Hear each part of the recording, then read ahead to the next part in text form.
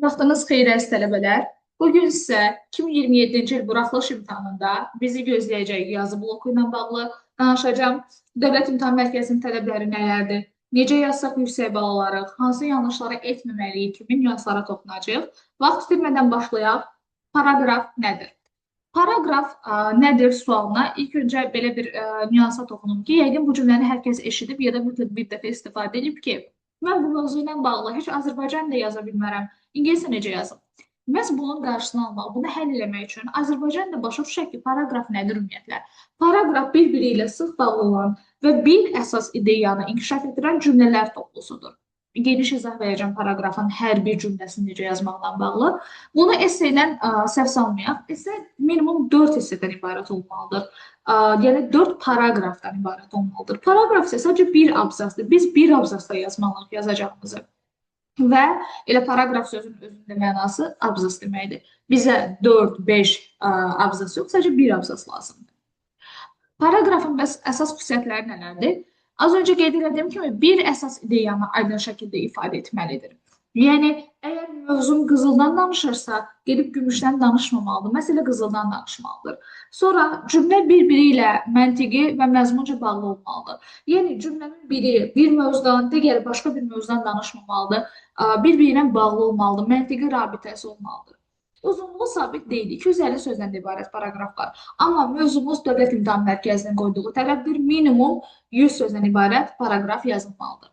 Və akademik yazıda heç bir halda biz bir cümlədən ibarət paraqraf görə bilmərik. Məsələn, Dövlət İmtahan Mərkəzinin verdiyi modeldə belə bir cümlə var idi ki, bütün tələbələr üçün məktəb forması tələb olunmalıdırmı? Bəli, tələb olunmalıdır, xeyr, tələb olunmamalıdır deyib, yəni bir cümlə ilə fikrimizi ifadə edə bilmərik, baxmayaraq ki, orada ümumi sualdır, bu paraqraf sayılır. Yəni, bundan heç bir bal ala bilmərik bir cümlə ilə verdiyimiz cavabdan. Yaxşı, gəlin Azərbaycanda paraqraf nümunəsinə baxaq, sonra ingiliscəsinə nəzər yetirəcəyik. Paraqraf ümumiyyətlə necə yazılmalıdır? Birinci əsas ideya olmalıdır. Topic sentence və daha sonra dəstəkləyici cümlələr olmalıdır.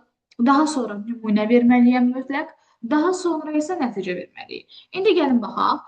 Kitab oxumaqla bağlı bir paraqraf görürük burada. Kitab oxumaq insanın bilik dairəsini genişləndirir və dünya görüşünü zənginləşdirir. Baxın, burada ideya var. Yəni, söz yığını deyil. Kitab oxumağın bizə faydasından danışır. Argument veribdir, ideya verib. İkinci cümlə isə biz bunu daha da dəstəkləyici bir cümlə ilə daha da izah edirik. Açmaq istəyirik ki, nə demək istəyirik burada? Mütaliə zamanı, yəni biz yeni məlumatlar öyrənirik, əldə edirik. Müxtəlif fikirlərlə tanış oluruq. Özümüzü daha yaxşı ifadə etməyi öyrənirik. İzah elədim nə demək istədiyimi. Və üçüncü cümlədə isə nümunə verməliyəm mütləq. Nümunə verdimsə, B punktundan yaxşı bal alacağım. Məsələn, tarixi kitablardan tariximizi öyrənirik, bədii əsərlərdən isə empatiya qabiliyyətimizi yüksəldirik. Nümunəmizi də verdik. Burada bir məsələ var, bununla bağlı vurmalamaq istəyirəm. İki ideya vermək məsələsi. B punktundan maksimal bal olan 2 balı almaq istəyiriksə, 2 ideya verməliyik. 2 ideya nədir? Birinci ideyamı vermişəm ki, bilik dairəmizi genişləndirir. İkinci ideyamız nədir? Stressdən uzaqlaşdırır. Baxın, əlavə. Bununla belə mütaliə insanı stressdən uzaqlaşdırır və zehni inkişaf etdirir. Və sonda nəticə yazmalıyam. Beləliklə mütaliə həm faydalı, həm də zövqlü bir vərdişdir. Baxın, nəticə bəzən konflikt mövzusu olur ki, siz bayaq dediniz ki, esse yazmırıq, axı conclusion esse də olur. Xeyr, gənclər, biz bir paraqraf yazırıqsa, o paraqrafın sonu havada qalmalı deyil ki, bir cümlə ilə buna sonluq verməliyəm, nəticə yazmalıyam. Burada da nəticə bu şəkildədir ki, kitabın bizim üçün həm faydalı olduğunu, həm də zövqlü bir vərdiş olduğunu vurğulayır və paraqrafı yekunlaşdırır. İndi gəlin etap-etap gedək. İlk cümlə necə yazılmalıdır? Topic sentence necə yazılmalıdır? Paraqraf ümumilikdə 4 hissədən ibarətdir. Baş cümlə, topic sentence adlandırdığımız.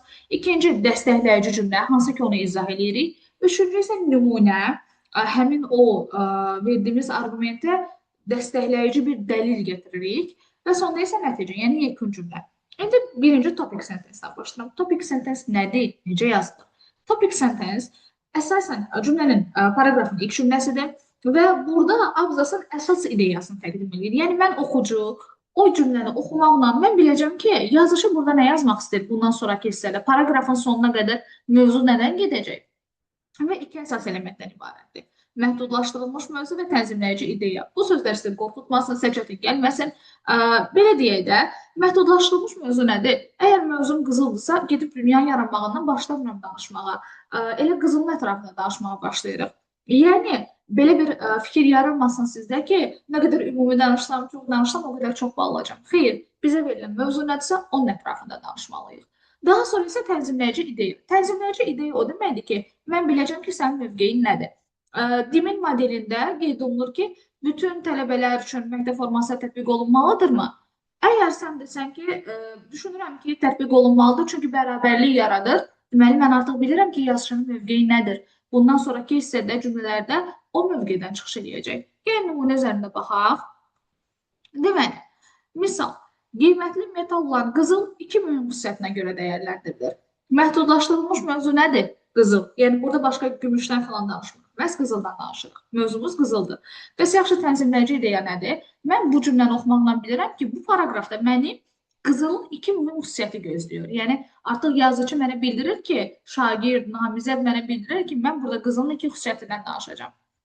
Daha sonra, burada belə bir qeyd var. Effektiv baş cümlə həm yazıcını istiqamətləndirir, yəni sizin özünüzü istiqamətləndirir, həm oxucuya, yəni biz yoxlayıcılara paraqrafı oxuduqda hansı məlumatı ala biləcəyimizi xəbər verir. Paraqrafın sərhədlərini müəyyən edir və bütün cümlələrin əsas ideya ətrafında cəmlənməsinə kömək edir. Gəlin, başlayaq nümunələr üzərində işləməyə. Çünki hər zaman ilk cümlə daha çox diqqət cəlb edir və ondan sonraki hissələrə də yol verir. Ona görə də topic sentensi doğru yazmaq çox önəmlidir. Tez-tez edilən səhvlərə baxaq. Baş cümlə fakt ola bilməz. Məsələn, paraqraf yazırsan, birinci başlayırsan ki, Şəki özünün qədim Xan sarayı ilə məşhurdur. Birinci faktla başlaya bilmərik. Bu səhvdir. Sonra, baş cümlə bəyanat xarakterli olmamalıdır. Məsələn, bu yazıda mən Bakının çox qədim tarixi abidəsi olan Qız qalasından bəhs edəcəm. Artıq mən bu şəkildə bəyan şəklində verməməliyəm. Üçüncüdən, baş cümlədə bir neçə müxtəlif mövzu təqdim olunmamalıdır. Axı dedik, biri ilə yadan danışırıq. Kompüter həm əlverişli ünsiyyət vasitəsi, həm də faydalı informasiya mənbəyidir. Yanlışdır. Baş cümlədə mövzu həddindən artıq dar olmamalıdır. Az öncə qızıldan danışdıq. Mən necə paraqrafa belə başlaya bilərəm? Qızılın atom nömrəsi 79-dur. Çox absurddur bu şəkildə başlamaq. Daha sonra baş cümlədə mövzu həddindən artıq geniş olmamalıdır. Mən qızıldan danışacağımsa, dünya çox qədim tarixə malik bir yerdir deyib başlaya bilmərəm. Və bu topic sentence haqqında əsas bu qədərdir. İndi gəlin digər hissəyə baxaq. Məzmun bütövlüyü. Məzmun bütövlüyü dedikdə nəyə nəzərdə tuturuq? Burada dediyimiz faktlar həmin o ideya ilə bağlı olmalıdır. Yəni, əlaqəsiz cümlələr yazmalı deyilik, mövzuya xala gətirməli deyilik. Lazımsa hər hansı bir fikrə ehtiyac yoxdur. Məsələn, sizə düşür ki, niyə insanlar kitab oxumalıdır? Doğrusu budur, kitab oxumaq bilikləri artırır, dünya görüşünü zənginləşdirir. Amma mən topic sentensdə bunu yazsam, çox pis. Mən bu yay istirahətə getmişdim, hava çox gözəl idi, orada kitab oxumağa başladım. Amma bu, niyə insanlar kitab oxumalıdır cavabı deyil. Demək, baxın, yanlışı da görək ki, bu yanlışları etməyək. Və məna və struktur bütövlüyü. Bu deməkdir ki, məntiqi cəhətdən düzgün irəliləməlidir. Müxtəlif birləşdirici vasitələrdən istifadə olunmalıdır. Bu, ən önəmli nüanslardan biridir. Birləşdirici vasitə. Baxın, birləşdirici vasitə deyəndə sadəcə bağlayıcıdan danışmıram.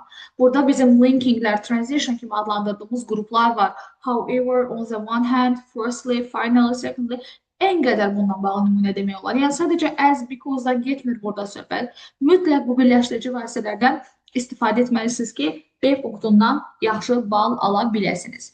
Və burada bütövlük, yəni mövzunun struktur bütövlüyü qorunmalıdır. Məsələn, gəlin buna baxaq. Əvvəla, kitab oxumaq bilikləri artırır. Görürsünüz, burada linking istifadə edib də əvvəla. Bundan əlavə, yəni moreover, o söz ehtiyatını zənginləşdirir. Bundan əlavə, həmçinin, yenə, oxu vərdişi tənqidi düşünməyə inkişaf etdirir. Baxın, nəticə olaraq kitab oxumaq şəxsi inkişafa böyük təsir göstərir.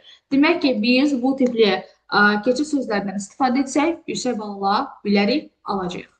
Və gəldik növbəti deməli slaydımıza. Burada akademik yazını xarakterizə edən 4 əsas şərtdən son ikisidir. İlk ikisini az öncə dedik.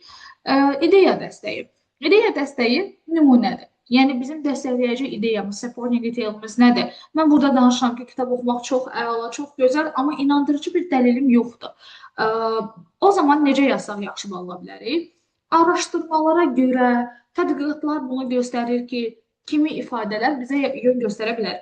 Məsələn, bu nümunəyə baxaq. Araşdırmalara görə müntəzəm kitab oxuyan insanlar daha yaxşı nəticə göstərir. Məsələn, bir çox uğurlu insanların gündəlik vərdişləri arasında kitab oxumaq var. Əgər bildiyiniz nümunə varsa, çox rahatlıqla gətirə bilərsiniz. Deməli, və sonuncu isə yüksək dil qabiliyyəti. Baxın, gençlər, yüksək dil qabiliyyəti deyəndə sizdən heç kim B1 səviyyəli bir imtahanda C1, C2 səviyyəli sözlər və cümlələr gözləmir. 11 il ərzində orta məktəb kitablarında keçirilən qrammatik qaydalar və sözlərdən istifadə edərək siz maksimal bal ala bilərsiniz. Bu demək deyil ki, orta məktəb kitabındakı sözlərin hamısı A2-dir, hamısı B1-dir, hamısı C1-dir. Xeyr, bütün səviyyələri əhatə edən sözlər görə bilirik orada. Yəni, onları işlətsəniz, yaxşı bal alacaqsınız. Məsələn, gəlin burada yüksək dil qabiliyyəti deyəndə nəyə nəzərdə tutur? Hansı qrammatik qaydalardan istifadə edir? Qrammatik səhvləri, orfoqrafiya, durğu işarəsi. Yəni, burada üslubu necədir? Gözəl görünürmü? Gəlin bu cümləyə baxaq. Kitab oxumaq insanın bilik dairəsini genişləndirir və onu daha uğurlu edir. Baxın, burada çox gözəl yüksək dil qabiliyyəti olan bir cümlə var. Gəlin ikinci cümləyə baxaq. Birincisi, başdan balaca hərflə başlayıb. Kiçik hərflərdən başlamaq olmaz. Kitab oxumaq insanın bilik dairəsini, baxın, bir səhv var. Orfoqrafik səhv. Genişləndirir. Baxın, yenə bir orfoqrafik səhv var.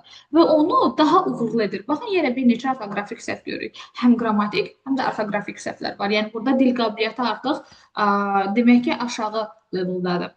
Səhvlər bu qədər çoxdur. Əgər bu 4 dənə nüansa izləyərək yazırıqsa, çox qəşəng bal alacağıq. Məzmun bütövlüyü, struktur bütövlüyü, məna bütövlüyü, yəni hansı ki, burada dedik transitionlardan istifadə etmə. Üçüncü, ideya dəstəyi, yəni nümunə. Daha sonra isə yəni leksik və qrammatik bacarıqlarımızı demonstrate eləmə.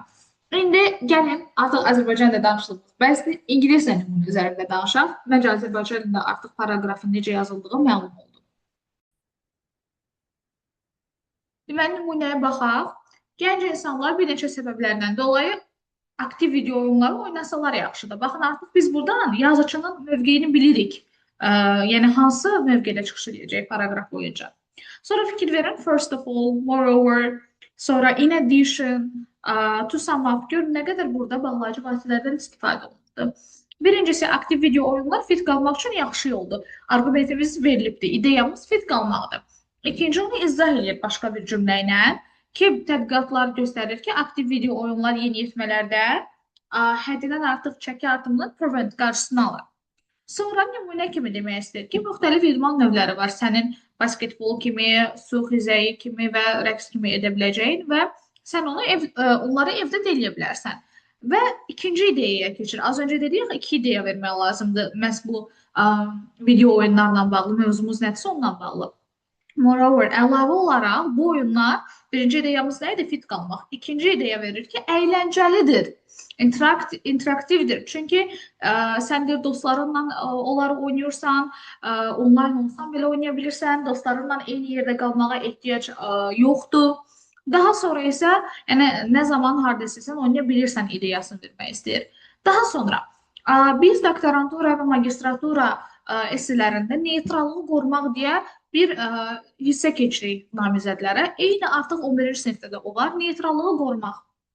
Bu deməkdir ki, əgər bütün essedə sən video oyunları tərifləmisənsə, heç o mənfisi haqqında bir şey deməmisənsə, bir mövqedən çıxış eləmisən. Axı, neytrallığı qorumaq digər, bəlkə bu haqda da düşünə bilən insanların da fikrini dəstəkləyəcək bir cümlə deməliyik və ya hər kəs məktəb forması geyinməlidir deyib çıxış ediriksə, yəni heç olmasa bir cümlədə bunun əksini deməliyik neytrallığı qorumaq üçün. Baxın, burada qeyd edilir ki, bəzi insanlar iddia edirlər ki, açıq havada idman etmək daha yaxşıdır. Yəni, bu deyir, doğru olsa belə, yağış olanda, isti olanda əslində çətin olur.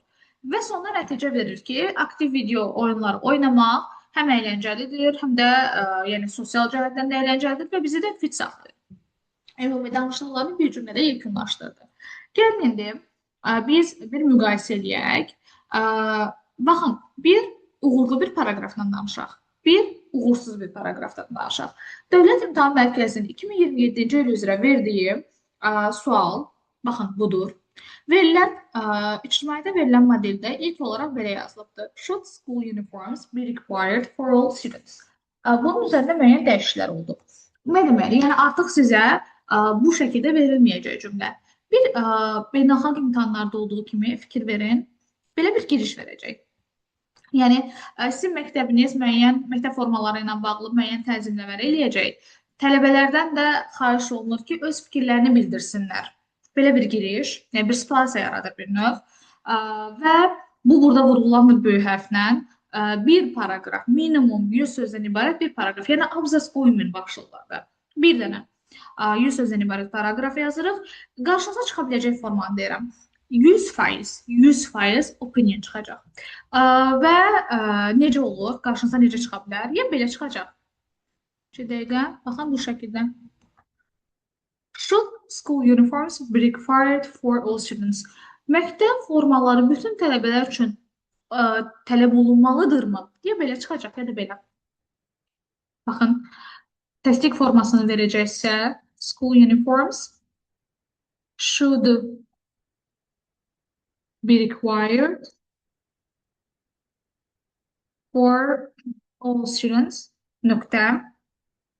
Do you agree or disagree? Razısan, yoxsa yox. Yəni, bu iki formatda çıxacaq. Ya sualı özü verəcək, siz öz rəyinizi bildirəcəksiniz, ya da nəqli kimi verəcək, bir bəyan kimi və razı olmadığınızı soruşacaq. Gəlin bunun üzərində elə təsəvvür edək ki, imtahandayıq və necə yazsaq çox pis bal alacaq, ya da heç bal almayacaq, ya da necə yazsaq maksimal bal alacaq. Gəlin baxaq.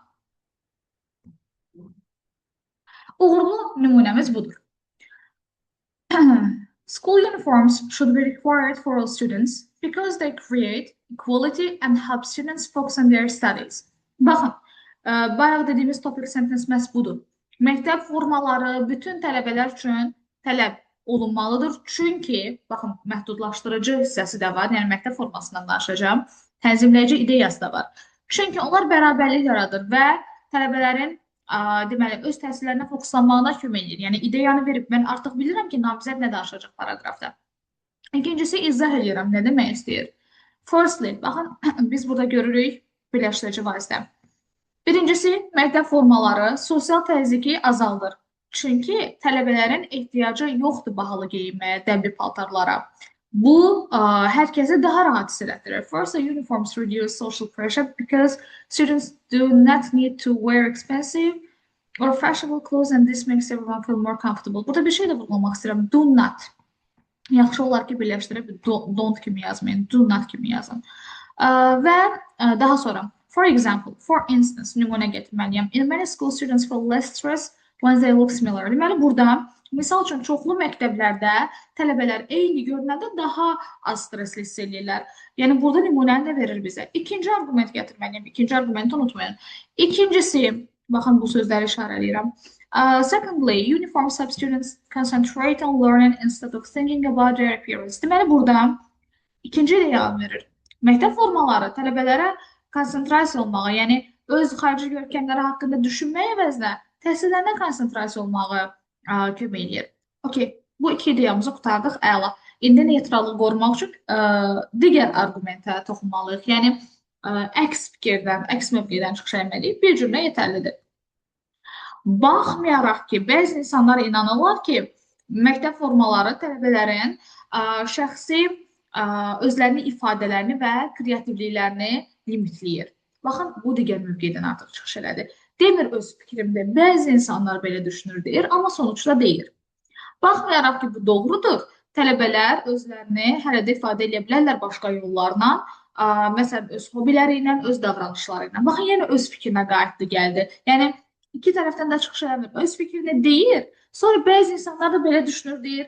Digər argumenti, digər tərəfin argumentini deyir, neytrallığı qoruyaraq və daha sonra isə öz fikrinə qayıdır.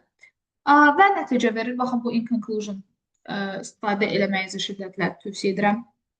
Nəticədə, baxmayaraq ki, in conclusion, even though uniforms have some disadvantages, they are useful because they create a better and more focused learning environment. Deməli, Nəticədə baxmayaraq ki, formaların bəzi dezavantajları var, onlar faydalıdır. Çünki daha yaxşı və daha öyrənməyə fokuslanmış bir ətraf mühit yaradırlar. Deməli, baxın, bu da bizim nəticəmizdir. Nəticəni necə verdik? Okey, bəzi dezavantajları ola bilər qısa yazıda, yəni orada bir də təzədən eyni şeylər demək ehtiyac yoxdur. Yəni nəticə veririk biz burada bir cümlə ilə. Amma sonra arqumentini xatırladır bizə. Nə idi arqumentimiz? Öyrənməyə fokuslandırırdı, bərabərlik yaradırdı. Bunları bir cümlə ilə vurğulayır. Baxın, topic sentence, idarə edici ideya, dəstəkləyici ideyalar, səbəblər, faktlar, nümunələr və iki arqument vermək, iki tərəfli arqument vermək, neytrallığı qorumaq və daha sonra isə nəticə cümləsi. İndi gəlin baxaq, uğursuz deməli nümunə necə olmalıdır? Baxın, burada bir dəfə də izah olunur ki, Aydın topic sentence idi, ən azı iki ideya var idi və ikinci bir tərəfdən də çıxış olundu, hansı ki, məktəb forması olmasın deyənlər də var idi, o tərəfdən də çıxış olundu. Mövzuya fokuslanmışdı, yaxşı orqanizasiya olmuşdu, yəni 100 sözü keçirdi. Sonra aydın idi, məntiqi rabitə var idi və linkinglərdən istifadə olunmuşdu. Baxın, sadalıyır burada hansı linkinglərdə az öncə işarələdiklərimiz. Uğursuz necə olar? Baxaq. School uniforms are closed. Many students wear uniforms in school. Çox bəsit. Məktəb formaları paltardılar. Çox tələbələr məktəblərdə formalar geyinirlər. Heç mövzuyla aidiyyəti yoxdur. I think uniforms are okay. Məncə uniformalar okeydirlər. Students wear different clothes and sometimes they like it. Yəni, tələbələr müxtəlif paltarlar geyinirlər və bəzən onları xoşlayırlar. Also, some students don't like uniforms. Bəzi tələbələr isə qrammatik səhvləri var. Bəzi tələbələr isə formaları sevmirlər. It's good and bad. Bu yaxşıdır və pisdir. For example, uniforms are blue in some schools. Misal üçün bəzi məktəblərdə formalar mavi rəngdir. Students go to school every day and study many subjects. Bu ümumiyyətlə mövzuyla əlaqəsiz bir ideyadır, arqumentdir. Tələbələr məktəbə hər gün gedirlər və orada çoxlu fənlər öyrənirlər. Also, there are many rules in school. Deməli, həmçinin məktəbdə çoxlu qaydalar var. Students have friends and they talk. Tələbələr dostları var və onlarla danışırlar. Uniforms are not always comfortable. Uniformalar həmişə rahat olmurlar. Some people say uniforms are good. Bəzi tələbələr deyirlər ki, uniformalar yaxşıdır. I agree and disagree. Həm razıyam, həm narazıyam. Schools are important for students. Məktəblər tələbələr üçün önəmlidir. Bunu ona görə deyirəm ki, bu tipli yazıb gəlməyin imtahanda. Birinci nümunədəki kimi deməli, meyarlara fikir verərək yazın, oradakı detallara fikir verərək yazın, amma bu necə yazmamağınızı göstərən bir nümunədir. Niyə uğursuzdur? Hər hansı bir topic sentence yoxdur, ideya tam mövzuyla əlaqəli deyil, nə səbəb var, nə hər hansı bir fakt nümunə gətirilibdir, ikinci tərəfdən çıxış eləmək yoxdur, heç orada linking ya yoxdur, ya da yanlış istifadə olunubdur. Əsas ideyaya bağlı qalınmayıbdır. İndi isə meyara nəzərə yetirək ki, yoxlama prosesində nələr nəzərə alınaraq həmin bu yazı işləri yoxlanılacaq. Birincisi 4 hissədən ibarətdir. A, B, C, D meyarları. A meyarında A punktunda tapşırığın yerinə yetirilməsindən gedəcək söhbət. Yəni, paragraf mövzuya uyğundurmu? Məsələn, mövzu məktəb formasıdır, amma kitab oxumaqdan danışılırsa, əlbəttə bu avtomatik 0 bal. Və həcm minimum 100 sözdən ibarət olmalıdır. Nəzərə alın ki, ayrı yazılan hər şey sözdən hesablanır. E, N, Z artıqlı belə sözdən hesablanır. Və izah etdiyimiz kimi topic sentence, dəstəkləyici və yekun fikir, axıcı olmalı və s. Bunlara fikir verilir deməli A meyarında. Bu halda tam bal alırıq A meyarından. Bəs 0.5 nə zaman alınır? Mövzu uyğundur, amma qismən əlaqə gözlənilibdir struktur elementlər arasında və ya tərkib hissələr arasında və 70-100 söz arasıdır. Əgər 70-100 söz arasıdırsa, bu zaman 0.5 bal alırıq A meyarına görə. Nə zaman 0 bal alınır? Şablondur, köçürülüb, şərti köçürübdür. Struktur deyilən şey yoxdur, nə topic sentence var, nə nəticə var.